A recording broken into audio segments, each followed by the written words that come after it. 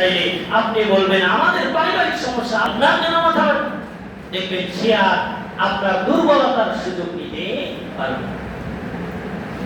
আমার মায়েরা, আমার বন্ধুগণ, আমার কলিজার টুকরা মুরব্বী বাবাজিরা, মা হাজরার কাছে যখন শয়তান স্যালেন্ডার হয়ে গেলেন, এবার ইসমাঈল আলাইহিস সালাতু ওয়াস সালামের কাছে তিনি চলে গেলেন। ইসমাঈলকে ওয়াসওয়াসা দিতে শুরু করলেন। ইসমাঈলের কাছেও যখন ফেল হয়ে গেলেন, এবার স্বয়ং আল্লাহর খলিল ইব্রাহিম তার কাছে কথা দিতে যখন গেলেন, আল্লাহর খলিল ইব্রাহিম সেই সময় পাথর মেরেছিলেন, যার কারণে হাজিরাও হজে যাওয়ার পরে পাথর মারে। সুবহানাল্লাহ।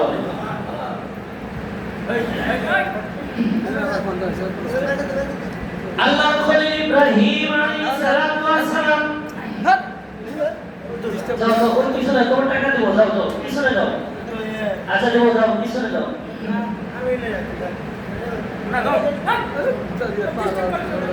যাও পিছনে যাও, পিছনে যাও। যেই কথা বলতেছিলাম, আল্লাহর খলিল ইব্রাহিম তখন কি করলেন? পাথর মারলেন। এই কারণে হাজিরাও সেখানে পাথর মারে। এবার আল্লাহর খলিল ইব্রাহিম তার সন্তান ইসমাঈলকে বলতেছেন, ক্বালা ইয়া বুনাইয়া ইন্নী আরা ফিল মানাম আন্নী আযবাহুকা ফানজুর মাযা তারা। ও আমার সন্তান, আমরা যেমন আদর করে বলি ও আমার কলিজার টুকরা সন্তান ইব্রাহিম নবী, ক্বালা ইয়া বুনাইয়া আদর করে ডাকলেন, আল্লাহ তো আমাকে স্বপ্নে দেখিয়েছে আন্নী আযবাহু, তোমাকে জবাই করার জন্য।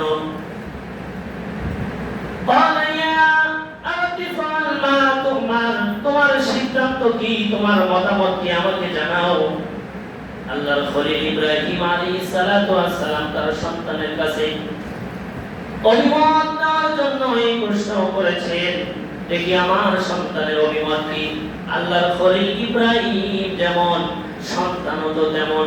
আল্লাহর খলিল ইব্রাহিমের ছেলে ইসমাঈল বলেন, ও আল্লাহর খলিল, আপনাকে যে আল্লাহ হুকুম করেছে এতে আমার কোনো আফসোস নাই, আপনি আল্লাহর হুকুম পালন করবেন, এটাই চূড়ান্ত সিদ্ধান্ত। বলেন সুবহানাল্লাহ। আল্লাহর খলিল ইব্রাহিমের ছেলে ইসমাঈল বলেন, সাতাজিদুনি ইনশাআল্লাহ মিনাস সাবিরিন। আল্লাহর খলিল ইব্রাহিমের সন্তান ইসমাঈল বলেন, ইনশাআল্লাহ আপনি আমাকে সবরকারীদের মধ্যে পাবেন। বলেন সুবহানাল্লাহ। তবে পিতা, আমার কিছু শর্ত আছে। বলে, সন্তান কি তোমার শর্ত? বলে, আপনি যখন আমাকে জবাই করতে যাবেন, এই ঘটনাটা যতটা সহজ, কিন্তু বাস্তবতা কিন্তু তার চাইতেও কঠিন। আমি যখন এই ঘটনা পড়তে গিয়েছি, আল্লাহি বিল্লাহি তাআলাহি চোখের পানি ধরে রাখতে পারি নাই। আল্লাহর খলিল ইব্রাহিমকে ৮৬ বছর বয়সে একটা সন্তান দিলেন। সন্তানকে একটু আদর করবে বলে জনমানবহীন শূন্য মরুভূমির মধ্যে রেখে আসতে বললেন। রেখে আসার পরে সন্তানের সঙ্গে একটু চলাফেরা করবে, এমন সময় আল্লাহ তাআলা ইব্রাহিমকে আবার পরীক্ষা নিলেন, তোমার সন্তানকে তুমি জবাই করে গেল। ইসমাঈল আলাইহিস সালাতু ওয়াস সালাম তার বাবাকে বললেন, আমার একটা শর্ত আছে। বলে, বাবা কি শর্ত? বলে, আমাকে যখন আপনি জবাই করতে যাবেন, ছুরিটা সুন্দর করে ধার করে নেবেন, আর আমাকে উপর করে শোয়াবেন, চোখগুলো নিচের দিকে দিবেন, ঘাড়গুলো উপরের দিকে দিবেন। বলে, কেন? বলে, আমাকে দেখলে পরে আপনার কলিজার ভিতরে পায় আসতে পারে। এরপরে আপনি আমার হাত এবং পা গুলো বেঁধে দিবেন, আমার হাত পা গুলো যেন আপনার শরীরে না লাগে, বেয়াদবিটা হয়ে যায়। ও আল্লাহর খলিল ইব্রাহিম, আপনার সঙ্গে যেন আমার হাত পা লেগে বেয়াদবি না হয়ে যায়। এরপরে আল্লাহর খলিল ইব্রাহিমকে বললেন, ও আল্লাহর খলিল, আপনি যখন আমাকে জবাই করবেন, এমন সময় আপনার চোখ দুটো বেঁধে দেবেন, আর আমার এই রক্তমাত্রা সুন্দর জামাটা আপনি আমার মার কাছে পৌঁছে দেবেন। কেননা আমি দেখেছি আপনি যখন আমাদেরকে ছোট্টবেলায় এই মরুভূমির ভিতরে রেখে গিয়েছিলেন, আপনার এই জুব্বা মোবারক দিয়ে আমার মা সুখ জড়িয়ে কাটাকাটি করেছি। আপনি আমার এই পোশাকটাও আপনি আমার মার কাছে নিয়ে গিয়ে পৌঁছায় দেবেন। এই কথা বলার পরে ইব্রাহিম যখন ছুরি চালাতে যাবে, এমন সময় কিতাবের ভিতরে পাওয়া যায় আসমানের যতগুলি ফেরেশতা ছিল সমস্ত ফেরেশতা কান্নাকাটি শুরু করে দিয়েছে। চোখের পানি তারা ধরে রাখতে পারে না। আল্লাহ, দুনিয়াতে এগুলো কি হচ্ছে? মানুষ হয়ে মানুষকে জবাই করতেছে। আল্লাহ, এগুলো দুনিয়াতে কি হচ্ছে? ফেরেশতারা কান্নাকাটি শুরু করে দিয়েছে। এমন সময় আমার রব আল্লাহ ফেরেশতাদেরকে ডাকতে বলে, ও ফেরেশতারা, তোমরাই তো বলেছিলে দুনিয়াতে মানুষ তৈরি করার কোনো প্রয়োজন নাই। দেখো আজকে মানুষ হয়ে মানুষ জবাই করতেছে, আমার হুকুমের চুল পরিমাণ তারা নড়চড় হচ্ছে না। আল্লাহু আকবার।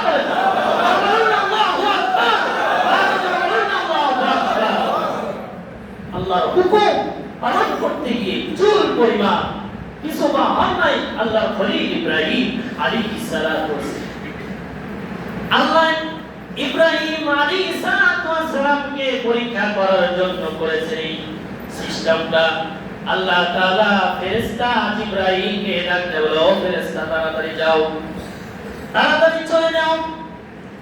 আমার খলিল ইব্রাহিম ছুরিটা ইসমাইলের গলায় লাগানোর আগে তুমি ইসমাইলকে টান দিয়ে জান্নাত থেকে দুম্বা নিয়ে গিয়ে তুমি ইব্রাহিমের ছুরির নিচে রেখে দাও। আমার ভাইরা, আমার বন্ধুগণ, আমার কলিজার টুকরা মুরব্বি বাবাজিরা, কথাগুলো দিল দিয়ে শুনবেন, দিল দিয়ে বোঝার চেষ্টা করবেন।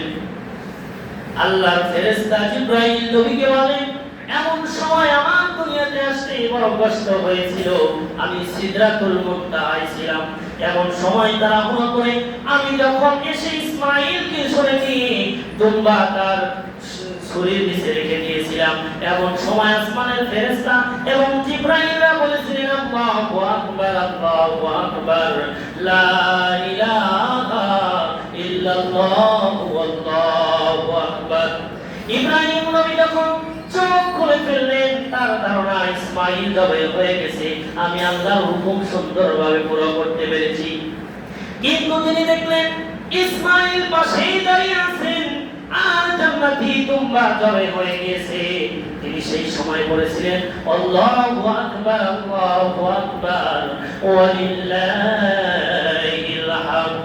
আল্লাহর প্রশংসা তিনি করেছিলেন, যার কারণে এই জন্যই তো 9 জিলহজ ফজর থেকে নিয়ে শুরু করে 13 জিলহজ প্রত্যেক ফরজ নামাজের পরে আপনাকে আমাকে উচ্চ আওয়াজে একবার আয়ামে তাশরিফ করা আপনার আমার জন্য ওয়াজিব করে দিয়েছেন, যিনি আমার কে।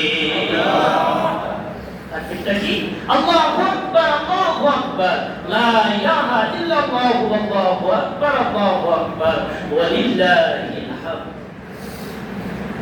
আমার ভাইরা, আমার বন্ধুগণ, সংক্ষেপে বলে দিয়ে যাই, যেহেতু সময় শেষ।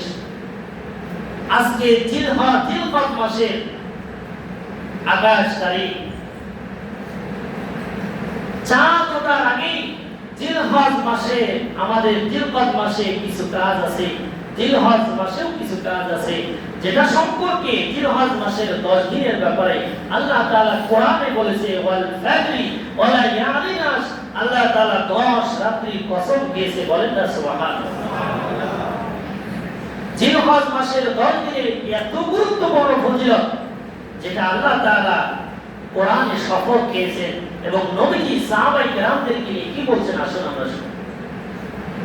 আল্লাহর নবী বিশ্বনবী সাল্লাল্লাহু আলাইহি ওয়াসাল্লাম বলেছেন, মা মিন আইয়ামিল আমালুস সালিহ আহাব্বু ইলাল্লাহ মিন হাযিহিল আইয়ামিল আশর। আল্লাহ তাআলার হাবিব বিশ্বনবী বলে, ও আমার সাহাবীরা, যারা এই 10 রাত্রিতে আমলে সালেহ করবে, নেক আমল করবে, আহাব্বু ইলাল্লাহ, আল্লাহর কাছে এর চাইতে অধিক প্রিয় আর কোনো আমল নাই। জোরে জবান না বন্ধ রেখে বলেন না সুবহানাল্লাহ। এই 10 রাত্রির আমলের চাইতে আল্লাহ তাআলার কাছে অধিক কোনো প্রিয় আমল আর নাই। সাহাবায়ে কেরামরা বললেন, ক্বালু ইয়া রাসূলুল্লাহি ওয়ালাল জিহাদু ফি সাবিলিল্লাহ। আল্লাহ তাআলা রব্বুল আলামিনের হাবিব যখন এই কথা বলছেন, সাহাবায়ে কেরামরা বললেন, ও আল্লাহর রাসূল, জিহাদের চাইতেও কি এই 10 দিনের আমল আল্লাহর কাছে গুরুত্ব নাকি? আল্লাহর নবী এক সেকেন্ড দেরি করেন নাই, সঙ্গে সঙ্গে বলছেন, ক্বালা ওয়ালাল জিহাদু ফি সাবিলিল্লাহ, আল্লাহর রাস্তায় জিহাদ করার চাইতেও এই 10 রাত্রি 10 দিনের আমল আল্লাহর কাছে অধিক প্রিয়। বলেন সুবহানাল্লাহ।